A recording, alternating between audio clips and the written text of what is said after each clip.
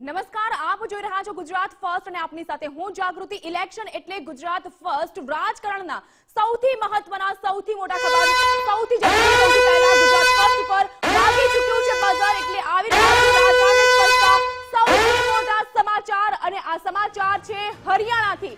હરિયાણામાં ભાજપ અને જનનાયક જનતા પાર્ટી એટલે કે જેપીપી વચ્ચેનું ગઠબંધન આખરે તૂટ્યું અને આ સાથે જ સીએમ મનોહરલાલ ખટ્ટર સહિત સમગ્ર મંત્રીમંડળે સામૂહિક રાજીનામા ધરી દીધા છે। હવે નવા મંત્રીમંડળમાં જેજેપી સામેલ નહીં થાય। બપોરે ભાજપની ધારાસભ્ય દળની મહત્વપૂર્ણ બેઠક બોલાવાઈ।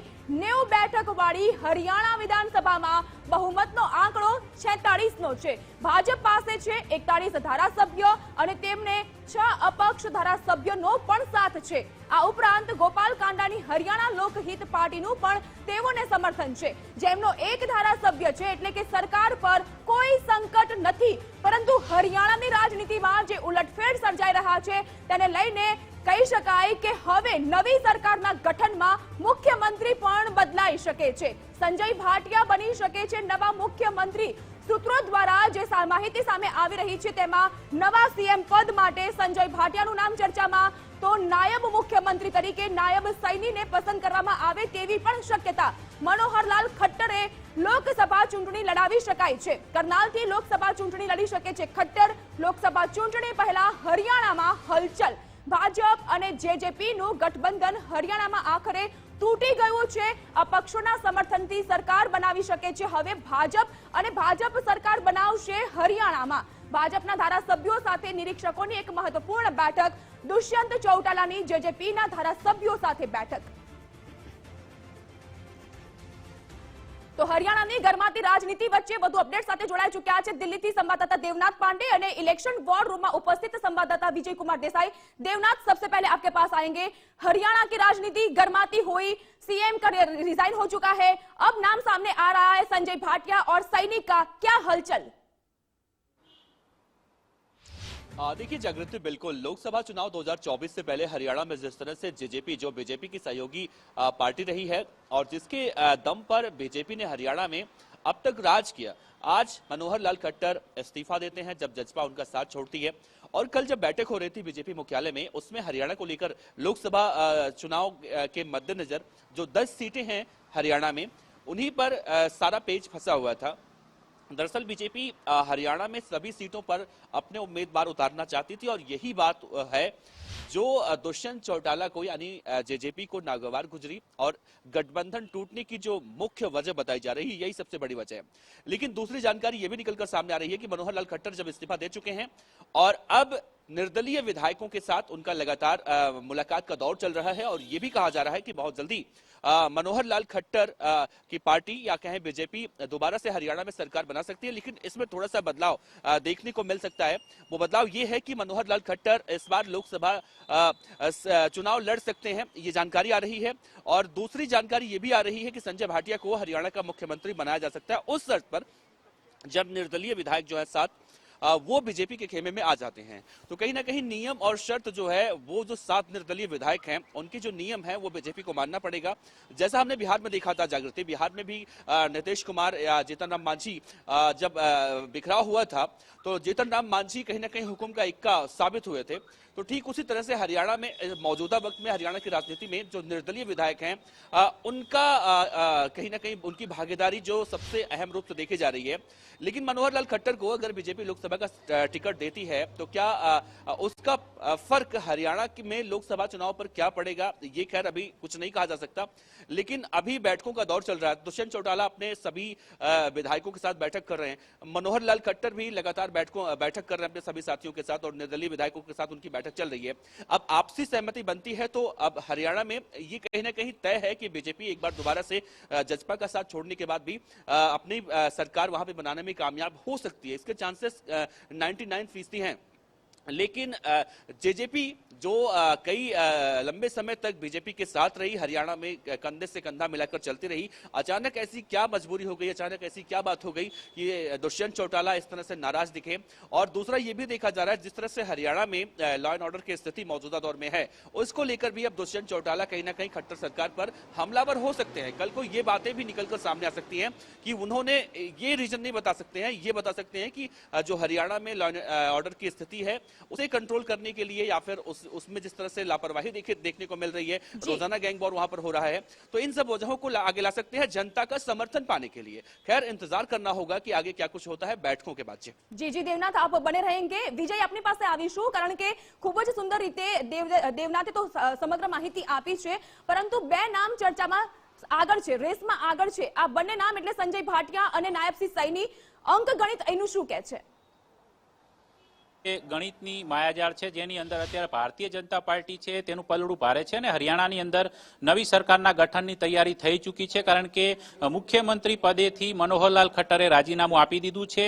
એની સાથે બપોરે 1 વાગે ચંદીગઢની અંદર કોન્ફરન્સ રૂમની અંદર શપથ ગ્રહણની તૈયારી પણ પૂર્ણ કરી દેવામાં આવી છે। એટલે કે જે અપક્ષ ધારાસભ્યો છે કે જેના સમર્થનથી સરકારનું ગઠન કરવાનું છે તે અપક્ષ ધારાસભ્યો સાથે પણ મનોહરલાલ ખટ્ટર અને ભાજપના નેતૃત્વએ બેઠક કરી લીધી છે અને अन्य जे अपक्ष उम्मीदवारों छे जे धारासभ्यो छे तेमनुं समर्थन पण एक जोता आवी गयुं छे।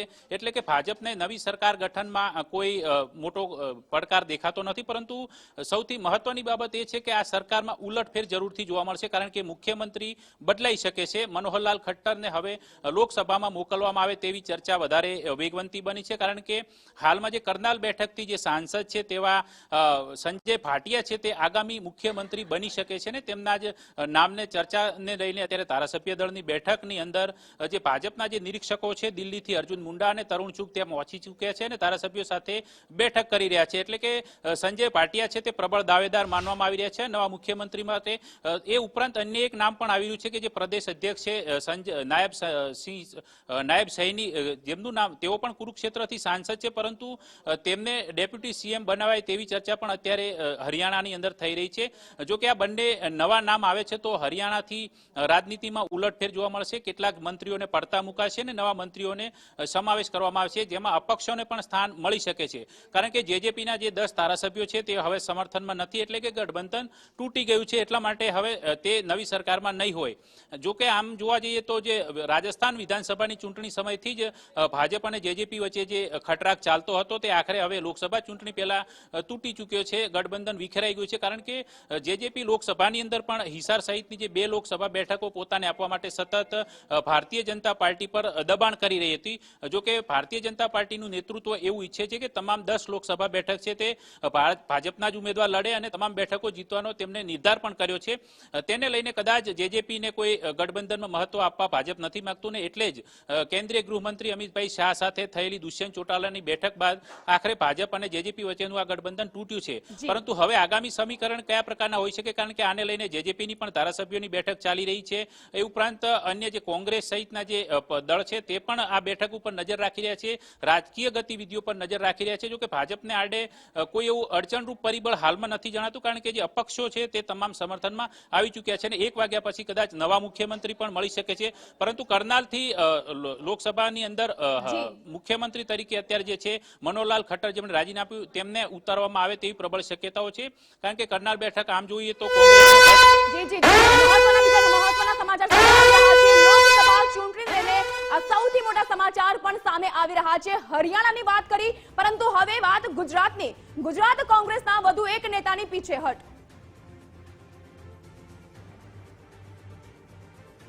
તો ખૂબ જ મહત્વના સમાચાર સામે આવી રહ્યા છે। હરિયાણામાં મનોહરલાલ ખટ્ટર જ લેશે શપથ અને તેઓ મુખ્યમંત્રી પદ પર યથાવત રહેશે। આજે સાંજે 5 વાગે શપથ લે તેવા સમાચાર પણ સામે આવી રહ્યા છે। देवनाथ अपने साथ जोड़ाया है। देवनाथ, फिलहाल गुंजाइश ये थी कि शायद खट्टर रिजाइन दे सकते हैं, पर अब ये समाचार सामने आ रहे हैं कि वो ही बने रहेंगे हरियाणा के सीएम।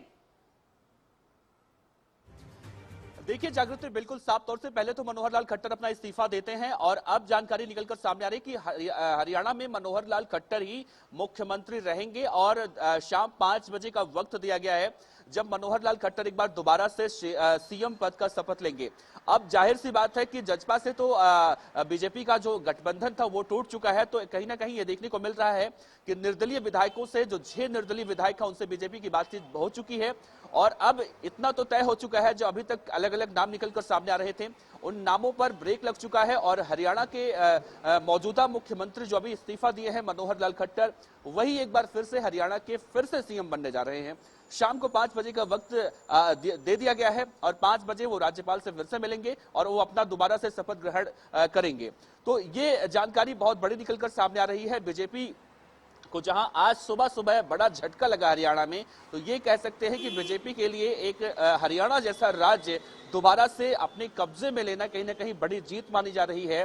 अब ऐसे में देखा जाए तो जेजेपी है, जेजेपी को आने वाले लोकसभा चुनावों में इसके लिए नुकसान उठाना पड़ सकता है, क्योंकि जेजेपी ने ऐसे वक्त बीजेपी का दामन छोड़ा है जब लोकसभा चुनाव है, आम चुनाव है और ऐसे वक्त में कहीं ना कहीं अब बीजेपी पूरी तरह से जजपा पर हमलावर होती भी दिखाई देगी। तो महत्वपूर्ण समाचार ये है कि हरियाणा में मनोहर लाल खट्टर मुख्यमंत्री बने रहेंगे। जितने नामों की संभावना आंकी जा रही थी वो सारे नाम फेल साबित हो गए हैं और एक बार फिर से ये कहे कि लोकसभा चुनाव लड़ाने की बातें कही जा रही थी, तो प्रधानमंत्री मोदी या अमित शाह या जेपी नड्डा ने एक बार फिर से हरियाणा के लिए मनोहर लाल खट्टर पर अपना भरोसा जताया है। जी जी, शुक्रिया देवनाथ विजय तमाम जानकारी आपवा માટે।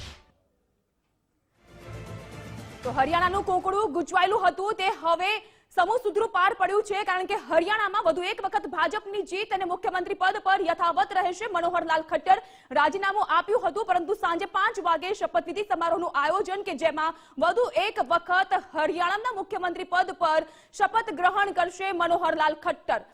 मनोहरलाल खट्टर જ્યારે મુખ્યમંત્રી પદ પર બિરાજિત થશે ત્યારે આ ભાજપની સૌથી મોટી જીત કહેવાય, કારણ કે લોકસભા ચૂંટણી અને ત્યારબાદ તેની વચ્ચે જે સમાચાર આવતા હતા તેની ઉપર પૂર્ણ વિરામ મુકાઈ ચૂક્યું છે।